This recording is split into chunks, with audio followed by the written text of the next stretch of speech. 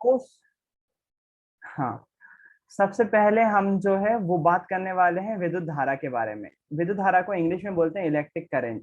Electric current क्या होता है? कल तक मैंने आपको केवल चैप्टर का इंट्रोडक्शन दिया है कि इलेक्ट्रिक होती क्या है, क्यों यूजफुल है, वो बहुत जरूरी था जानने के लिए कि हम पढ़ने क्या वाले हैं इस चैप्टर में और क्यों जरूरी है। बहुत इंटरेस्टिंग सी बात समझाने के लिए, बहुत इंटरेस्टिंग सा चैप्टर है। और उसको समझने के लिए मैंने आपको कुछ घर पे क्रियाकलाप करने के लिए भी दिया था, कुछ बच्चों ने किया, जिससे अपन को क्या पता चला, घरों में जो है वो वोल्टेज आता है वो अलग रेटिंग का होता है, करंट जो आता है वो अलग रेटिंग का होता है। और एक और चीज दिखती है हमको बहुत हद तक, हर एक इलेक्ट्रिक इक्विपमेंट दिखेगी, वो होता है हर्ट्ज में फ्रिक्वेंसी, है ना। तो जो वोल्टेज होता है और जो फ्रिक्वेंसी होती है हर्ट्ज में, ये दोनों ही हमारे देश में फिक्स है। वोल्टेज 220 से 240 और हर्ट्ज 50 हर्ट्ज। लेकिन करंट की वैल्यू डिपेंड करती है, करंट जिसको आई से रिप्रेजेंट करते हैं, करंट की वैल्यू डिपेंड करती है हम चीज कौन सी यूज कर रहे हैं। फैन के लिए करंट अलग होगा, मोबाइल के लिए अलग, टीवी के लिए अलग, सभी चीजों के लिए करंट अलग की वैल्यू अलग अलग होगी। हम आज जो बात करने वाले हैं वो करंट के बारे में ही बात करने वाले हैं कि करंट होता क्या है, करंट की परिभाषा क्या होती है ना। तो स्टार्टिंग में जो भी चीजें मैं आपको बताऊंगा वो सच नहीं होंगी, सच से थोड़ी दूर होंगी, लेकिन वो पिक्चर दिखाने के लिए, एक इंटरटेनमेंट की दृष्टि से विद्युत धारा को बताने के लिए बहुत अच्छे प्रैक्टिकल रहते हैं। तो कृपया कर जो मैं स्टार्टिंग में बताने वाला हूँ उसको सच ना मान लें, वो पुरानी अवधारणा है जरूर, पहले ऐसा माना जाता था, लेकिन धीरे धीरे उसकी जो है परिभाषा बदलती चली गई कि इसकी विद्युत धारा की, है ना। हर चीज जो है वो पहले हमको थोड़ी सी मालूम होती है, उसके बारे में नॉलेज गेन करते आते हैं तो चीजें हमको पता चलती आती हैं। तो शुरू करते हैं विद्युत धारा किसे कहते हैं। उसके पहले मैं 9th क्लास का थोड़ा सा रिवाइज करवाऊंगा आपको। 9th क्लास में हमने देखा था हमारे पृथ्वी पर जो है वो 118 के लगभग तत्व हैं। याद है ना, 118 ही है ना कि 115 है पृथ्वी पर तत्वों की संख्या? ये 118 ही है। 118, बहुत सही। तो हमारे पृथ्वी पर 118 तत्व हैं और वो तत्व काय से मिलकर बने हुए हैं? परमाणुओं से मिलकर बने हुए हैं, है ना। परमाणु, सबसे पहले आता है electron proton neutron. Electron, proton और न्यूट्रॉन। इलेक्ट्रॉन प्रोटॉन न्यूट्रॉन आपस में मिलकर क्या बनाते हैं? परमाणु बनाते हैं, जिसको हम इंग्लिश में बोलते हैं एटम। राइटिंग पे मत ध्यान देना क्योंकि मुझे माउस से लिखने में थोड़ी सी दिक्कत होती है। परमाणु होता है, परमाणु बनाते हैं, परमाणु आपस में मिलकर अणु बनाते हैं और अणु आपस में मिलकर किसी तत्व का निर्माण करते हैं। ये चीज हम 9th क्लास में देख चुके हैं, मैंने आपको बहुत अच्छे से पढ़ाया हुआ है। इलेक्ट्रॉन प्रोटॉन न्यूट्रॉन परमाणु बनाते हैं, परमाणु से अणु बनता है, अणु से तत्व बनते हैं, है ना। तो ये चीज, इस चीज को अगर मैं बात करूं, किसी किसी तत्व के बारे में बात करूं, यदि यदि मैं मान लीजिए उदाहरण के लिए ले लेता हूं कॉपर के बारे में, है ना, Cu, कॉपर के बारे में बात करूं तो कॉपर का परमाणु क्रमांक होता है 29। कॉपर का होता है परमाणु क्रमांक 29। इसका परमाणु मॉडल बनाएंगे, जब हम इलेक्ट्रॉन वितरण बनाएंगे तो हम बनाएंगे बीच में हमारा क्या रहता है? प्रोटॉन और न्यूट्रॉन, जिसको हम नाभिक बोलते हैं। एक कड़क सा एरिया होता है, जिसने किसने बताया था? रदरफोर्ड ने बताया था नाभिक के बारे में, है ना। उसके आजू बाजू जो है वो कुछ राउंड में इलेक्ट्रॉन जो है इस नाभिक के चक्कर लगाते रहते हैं। इस चीज से सबको पता है कि नहीं? ये चीज सबको पता है कि नहीं?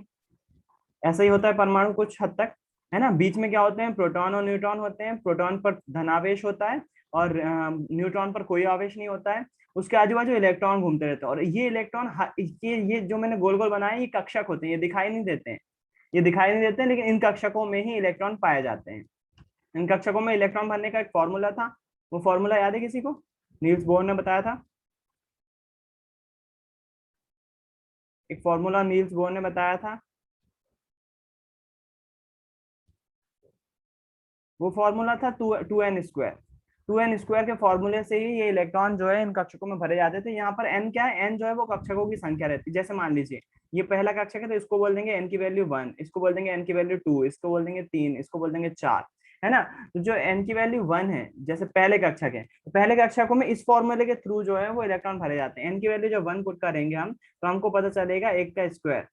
एक का स्क्वायर क्या होता है? एक ही होता है, तो 2 गुणित 1 करेंगे तो कितने जाते हैं? 2। इस फॉर्मूले से हमको पता चला कि पहले कक्षक में अधिकतम कितने इलेक्ट्रॉन भरे जा सकते हैं? 2 इलेक्ट्रॉन भरे जा सकते हैं, है ना। तो हमने क्या भर लिए? 2 इलेक्ट्रॉन यहाँ पर पहली कक्षा में भर लिए।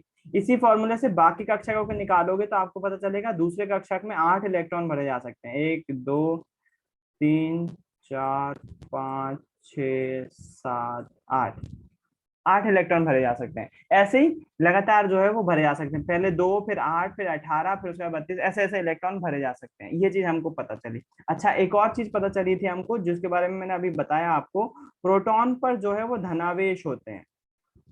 जो प्रोटॉन होते हैं उस पर कौन से आवेश होते हैं? धनावेश। और जो इलेक्ट्रॉन होते हैं उस पर ऋणावेश होते हैं। जबकि न्यूट्रॉन पर कोई भी आवेश नहीं होता है, वो शून्य होता है ना, उसके ऊपर शून्य आवेश होता है, उस पर कोई भी आवेश नहीं होता है। तो अब देखना, यहाँ पर धनावेश है, यहाँ पर धनावेश है, और यहाँ इलेक्ट्रॉन पर जो है वो ऋणावेश होता है। इलेक्ट्रॉन लगातार घूमते रहते हैं। तो अब होगा क्या, ये धनावेश इस इलेक्ट्रॉन को कुछ हद तक अपनी तरफ आकर्षित करके रखेगा। अच्छा, पहली बात तो ये समझ लो आप कि आकर्षण और विकर्षण समझते हो कि नहीं। जैसे ये धनावेश है, एक कोई गोला है वो धनावेशित है, और ये एक और गोला है वो भी धनावेशित है।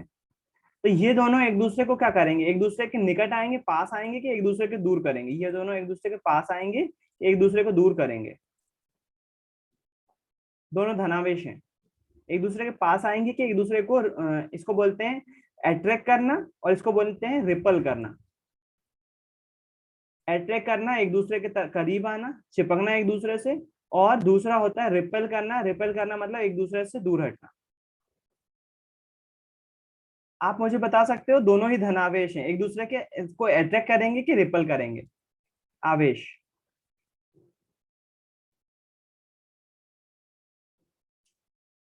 चलो, जब समान धनावेश होते हैं, दोनों ही समान आवेश होते हैं, तो वो एक दूसरे को रिपेल करते हैं। रिपेल करते हैं मतलब प्रतिकर्षित करते हैं, एक दूसरे को प्रतिकर्षित करते हैं।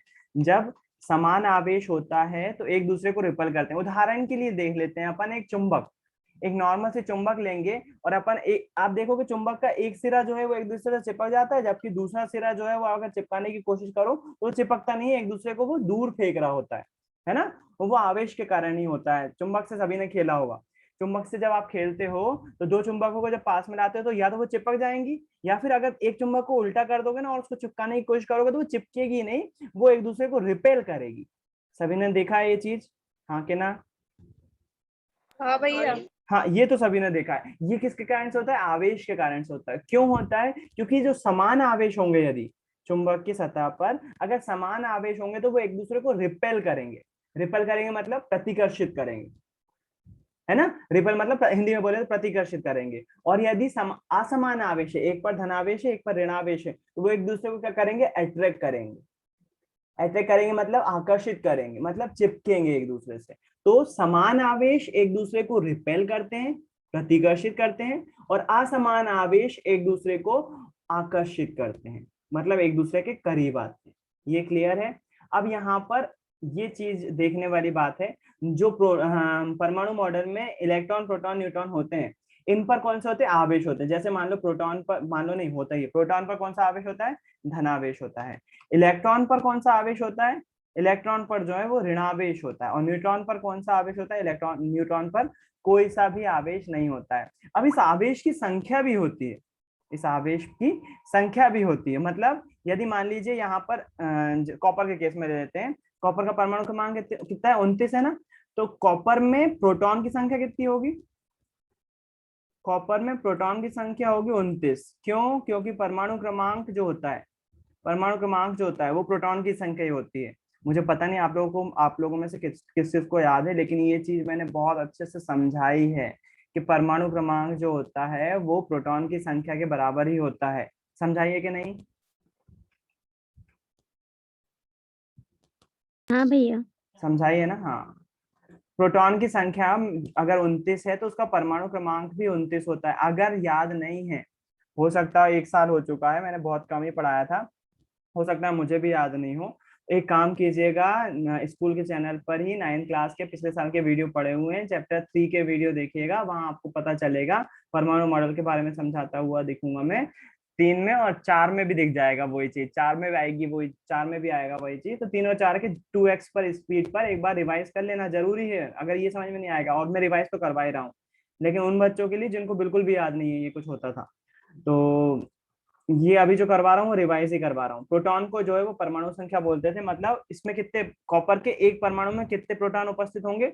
29 प्रोटॉन उपस्थित होंगे। As well as electron, electron भी कितने उपस्थित होंगे कॉपर में? 29। जितनी इलेक्ट्रॉन की संख्या होती है प्रोटॉन की संख्या भी उतनी होती है। उदासीन परमाणु में उतने इलेक्ट्रॉन प्रोटॉन भी पाए जाते हैं। हाँ, यहाँ पर जो है वो इलेक्ट्रॉन कम ज्यादा हो सकते हैं। कब? जब इसका आयन बने, प्लस माइनस हो। जब एक इलेक्ट्रॉन कम या ज्यादा हो तो यहाँ पर जरूर इलेक्ट्रॉन की संख्या चेंज हो सकती है। इसीलिए इलेक्ट्रॉन की संख्या निश्चित नहीं है, इसलिए हम परमाणु संख्या जो है वो किसके आधार पर निर्धारित करते हैं? प्रोटॉन के आधार पर। प्रोटॉन कम ज्यादा नहीं होते, इतनी आसानी से नहीं होते। परमाणु बम बनाने पर जो है वो हो सकते हैं, लेकिन इतनी आसानी से नहीं होते हैं चेंज। इसलिए जो है वो परमाणु क्रमांक की डेफिनेशन में हम किसको शामिल करते हैं? प्रोटॉन की संख्या को। तो परमाणु क्रमांक की संख्या, परमाणु संख्या या परमाणु क्रमांक की डेफिनेशन क्या होती है? किसी परमाणु में उपस्थित प्रोटॉन की संख्या उसकी परमाणु की संख्या कहलाती है। ये डेफिनेशन होती है और इसको Z से रिप्रेजेंट करते हैं, है ना। Z से रिप्रेजेंट करते हैं। प्रोटॉन की संख्या जो है वो कॉपर के केस में 29 है। तो इसको आप याद रखेंगे, जरूरी है ये याद रखना। अच्छा, एक और बात यहाँ पर बोल दिया, कॉपर के एक परमाणु में कितने प्रोटॉन है? 29 प्रोटॉन है। और प्रोटॉन पर कौन सा आवेश होता है? धनावेश होता है। अब एक और बात है, अगर हम 29 प्रोटॉन में से एक प्रोटॉन ले लें, केवल एक प्रोटॉन ले लें, तो उस पर जो आवेश की मात्रा होती है, जो प्लस साइन होता है ना, आवेश की मात्रा होती है, वो संख्या निर्धारित है पहले से ही। किसी को याद है प्रोटॉन पर आवेश कितना होता है? थोड़ा बहुत भी देखो, प्लस में होता है इतना मालूम है, इलेक्ट्रॉन पर भी उतना ही सेम टू सेम होता है। बस आवेश की मात्रा का पूछ रहा हूं मैं, थोड़ा बहुत भी याद हो अगर। 10 की पावर में कुछ होता था या नहीं होता था? एग्जैक्ट तो मुझे भी याद नहीं रहता, लेकिन मैं जानना चाह रहा हूँ। मैं को याद क्यों नहीं रहता? क्योंकि रिवाइज नहीं करता हूँ बार बार। लेकिन आपका 9th क्लास में आपको पढ़ना चाहिए था, इसलिए जो है पूछ रहा हूँ। किसी को याद है कुछ भी?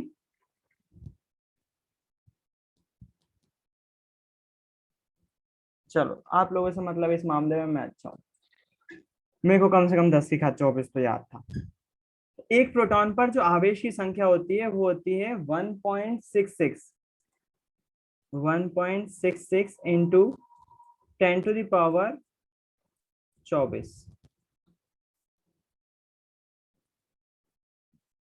-24। Proton have charge of +1 and mass of 1। अरे भाई रे, इन्होंने मास बता दिया, वही मेरे को लग रहा था कि ये मास।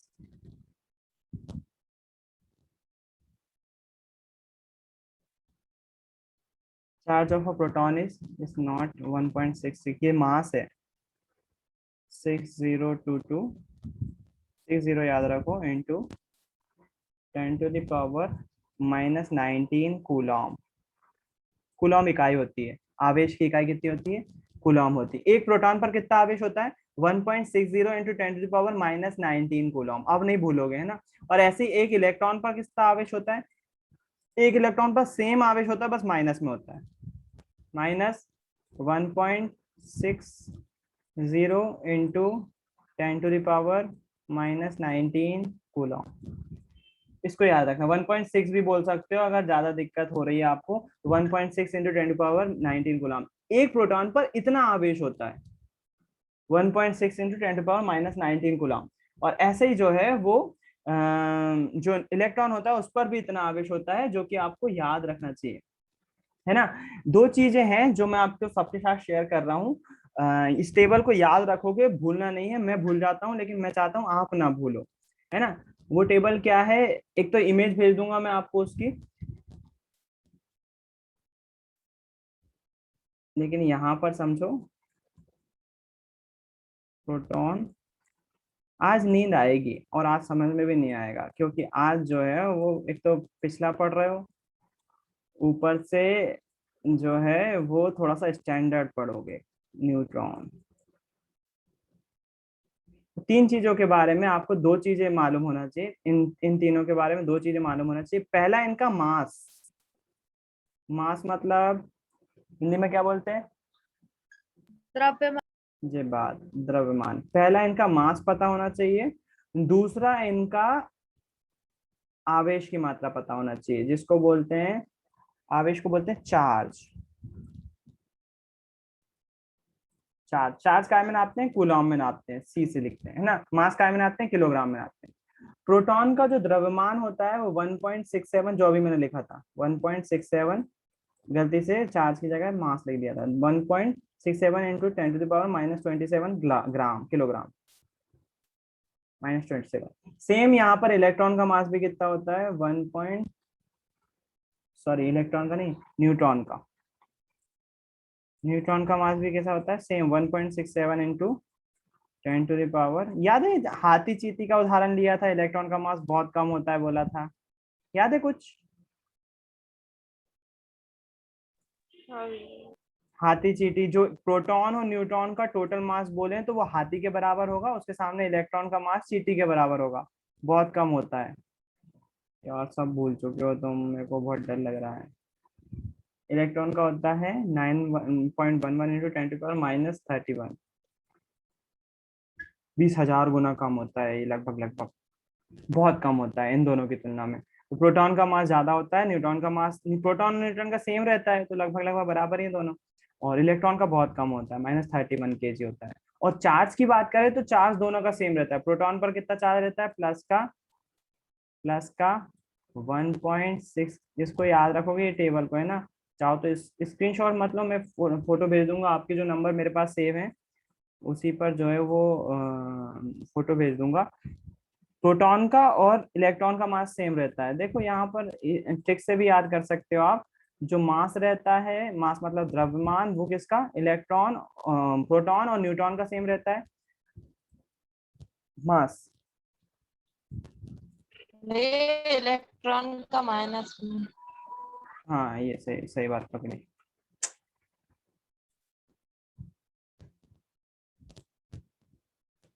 ये माइनस में रहेगा, माइनस में तो लिखा है। चलो एक बात यहाँ से भी याद रख सकते हो आप, प्रोटॉन और न्यूट्रॉन का मास सेम रहता है, द्रव्यमान वो उसमें कितना मटेरियल भरा हुआ है, मास जिसको बोलते हैं, है ना। प्रोटॉन का और न्यूट्रॉन का मास सेम रहता है, जबकि आवेश की मात्रा देखें तो इलेक्ट्रॉन का और प्रोटॉन का आवेश समान रहता है, आवेश की मात्रा समान रहती है, बस अलग क्या रहता है, प्रोटॉन पर धनावेश होते हैं, इलेक्ट्रॉन पर ऋणावेश होते हैं। ये आवेश पे क्यों मेरी गाड़ी अटकी हुई है, क्यों मैं बताना चाहता हूँ, क्योंकि जरूरी समझता हूँ मैं। और यही चार्ज के कारण तो इलेक्ट्रिक की डेफिनेशन तय होती है, इन्हीं चार्ज के कारण से होती है ना। तो ये चीज आपको पता होना चाहिए, प्रोटॉन का मास इतना होता है, न्यूट्रॉन का भी सेम रहता है, इलेक्ट्रॉन का मास अगर याद नहीं भी रखते तो चल जाएगा, जरूरत नहीं पड़ेगी। लेकिन प्रोटॉन में आवेश की मात्रा और इलेक्ट्रॉन में आवेश की मात्रा जरूरी है, याद रखना चाहिए, है ना। अगर नहीं रखोगे तो क्या दिक्कत है, मेरे जैसे ही रह जाओगे, कम पढ़े लिखे, है ना। तो आपको मुझसे ज्यादा पढ़ना है तो इसको याद रखना पड़ेगा। मेरे को याद था जब मैं पढ़ता था, अब भूल गया हूँ, हर साल याद कर लेता हूँ पढ़ाते समय। तो इस टेबल को जो है मैं आपके आपके साथ शेयर कर दूंगा, आपको याद रखना है। द्रव्यमान किस किस का बराबर होता है, प्रोटॉन और न्यूट्रॉन का। और आवेश किसके बराबर होते हैं, प्रोटॉन और इलेक्ट्रॉन के। बस प्रोटॉन का धनावेशित होता है और इलेक्ट्रॉन पर ऋणावेशित आवेश होता है। इन आवेश के कारण से ही जो इन आवेश के कारण से ही जो है वो इलेक्ट्रिक का निर्माण होता है। कैसे होता है उस पर बात करते हैं। अब यहाँ पर आपको ये समझ में आ गया कि कोई भी तत्व जो है वो परमाणु से मिलकर बना हुआ है। परमाणु पर क्या है, आवेश है, जिसमें प्रोटॉन पर धनावेश है, इलेक्ट्रॉन पर ऋणावेश, और न्यूट्रॉन पर कोई भी आवेश नहीं है। प्रोटॉन कहाँ पाया जाता है, प्रोटॉन और न्यूट्रॉन नाभिक में पाए जाते हैं। प्रोटॉन और न्यूट्रॉन नाभिक में पाए जाते हैं, क्योंकि प्रोटॉन पे धनावेश और न्यूट्रॉन पे जीरो आवेश है, इसलिए नाभिक कैसा हो जाएगा, धनावेशित हो जाएगा। नाभिक कैसा होता है, धनावेशित। और इलेक्ट्रॉन जो है वो हमेशा कैसे होते हैं, ऋणावेशित होते हैं। ये नाभिक धनावेशित है, ये ऋणावेशित है। मैंने आपको अभी समझाया, जब सेम आवेश होते हैं तो वो एक दूसरे को रिपेल करते हैं, मतलब प्रतिकर्षित करते हैं, प्रतिकर्षित करते हैं। और जब अलग अलग आवेश हो जाएंगे, जैसे मान लीजिए ये प्लस हो जाता है और ये माइनस हो जाता है, तो ये एक दूसरे को अट्रैक्ट करेंगे, आकर्षित करेंगे। तो आपको क्या लगता है, प्रोटॉन प्रोटॉन इलेक्ट्रॉन को आकर्षित नहीं करता होगा, ये प्रोटॉन इसको अपनी तरफ आकर्षित नहीं करता होगा, खींचता नहीं होगा अपने आप इस इलेक्ट्रॉन को? बिल्कुल खींचता है, बिल्कुल खींचता है। ये प्रोटॉन जो धनावेश है, जैसे चुंबक दूसरे चुंबक को खींचता है ना, वैसे ये प्रोटॉन भी इस इलेक्ट्रॉन को खींच कर रखता है, जिसको हम जो बोलते हैं, एक तरह से ये बंध निर्माण करके रखता है, एक तरह से इसको बांधे रखता है, जिसको इलेक्ट्रॉन बंधुता भी बोलते हैं। जिस एनर्जी से बांधे रखता है उसको बोलते हैं इलेक्ट्रॉन बंधुता। अब जो जैसे मान लीजिए यहाँ पर, इसको मैं मिटा देता हूँ, जैसे मान लीजिए यहाँ पर ये नाभिक है, इसके पास सबसे पास इलेक्ट्रॉन कौन से हैं, एक तो ये वाला है और एक ये वाला है। इस पर जो फोर्स लगाएगा ये, इनको जो बांधे रखेगा वो बहुत तेजी गति, क्योंकि पास में है ना, तो सबसे ज्यादा बल इन्हीं पे लगा रहा होगा। जैसे जैसे दूरी बढ़ती जाएगी वैसे वैसे इसका बल का मान जो है वो कम होता जाएगा। मतलब जो इलेक्ट्रॉन यहाँ पर होगा, आखिरी कक्षा में होगा जो इलेक्ट्रॉन, उस पर ये वाला जो बल लगाएगा, इसको जो आकर्षित तो करेगा, बिल्कुल करेगा, लेकिन उतना बल नहीं लगा पाएगा। चुंबक से दूर रखते जाओ पिन को, तो चुंबक खींच पाता है क्या? नहीं खींच पाता। उस पर ये नहीं है कि चुंबक का तो लग नहीं रहा है, चुंबक का बल लग नहीं रहा, लग रहा है पिन पर, लेकिन खींचने लग जितना नहीं लग रहा। और पिन अगर जस्ट पास में ले आओगे तो तुरंत चिपक जाएगी चुंबक से, है ना। तो जो इलेक्ट्रॉन नाभिक के पास में होते हैं, नाभिक उन पर बहुत ज्यादा बल लगाता है। जैसे ये दोनों इलेक्ट्रॉन, इन पर बहुत ज्यादा बल लगाएगा। फिर उसके बाद जैसे ये वाले इलेक्ट्रॉन होंगे तो इन पर कम बल लगेगा, इनकी तुलना पे इस पर कम लगेगा। और उसके बाद अगर इधर करें तो इसकी तुलना में इधर कम बल लगेगा। और बिल्कुल आखिरी कक्षा की बात कर लें तो यहाँ पर तो और कम बल लगेगा, है ना। तो पहले ऐसा माना गया, पहले की बात बता रहा हूँ, ये रियलिटी नहीं है, मैंने पहले ही बताया तुम लोग को, केवल समझाने के लिए इस चीज का यूज कर रहा हूँ। क्या माना गया? पहले माना गया कि जो नाभिक होते हैं, नाभिक जैसे ये धनावेश हो गया, पहला आवेश, पहली कक्षा, दूसरी कक्षा, तीसरी कक्षा, चौथी कक्षा, है ना। इस चीज को समझो। इसको ऐसा बनाने की जगह मैं ऐसा बनाता हूँ। एक कोई तार लिया मैंने, उसमें विद्युत धारा कैसे फ्लो हो रही है वो दिखाने की कोशिश कर रहा हूँ, एक तार में, है ना। एक तार, ये ऐसा ऐसा तार लिया, काय का तार लिया? कॉपर का तार लिया। कॉपर समझते हो सभी, है ना। तांबे का तार लिया। इस तार को यदि मैं जूम करके देखूं, इस तार को मैं यदि जूम करके देखूं तो एक सिलेंडर जैसा बनेगा। सिलेंडर मतलब बेलन, बनेगा कि नहीं बनेगा? हेलो। हाँ भाई बनेगा। हाँ बिल्कुल बनेगा। तो इस तार को मैं अगर जूम करके देखूं तो कुछ इस तरह से मेरे को जो है वो ये दिखाई देगा। कैसा दिखाई देगा? काय का तार है? तांबे का तार है।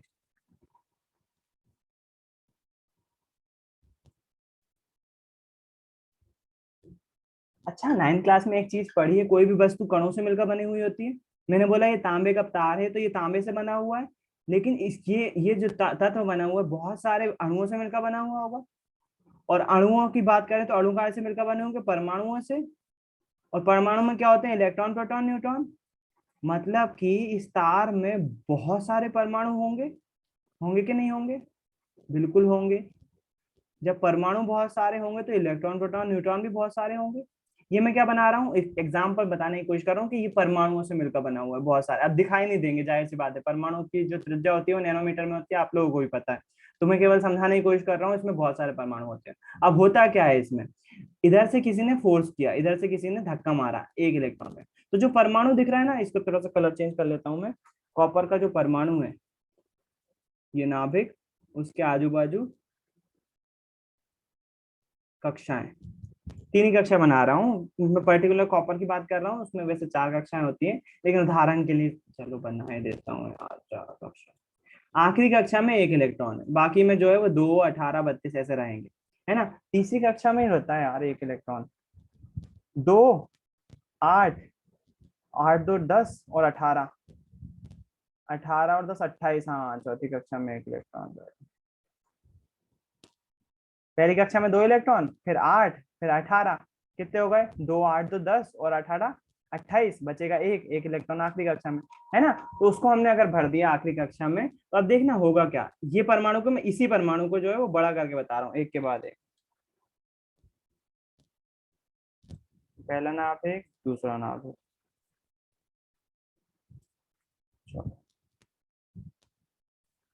मैंने आपको बताया पहली कक्षा में 2 इलेक्ट्रॉन भरे जा सकते हैं, दोनों भरे हुए हैं। दूसरे में 8 भरे जा सकते हैं, दूसरा कलर ले लेता हूँ।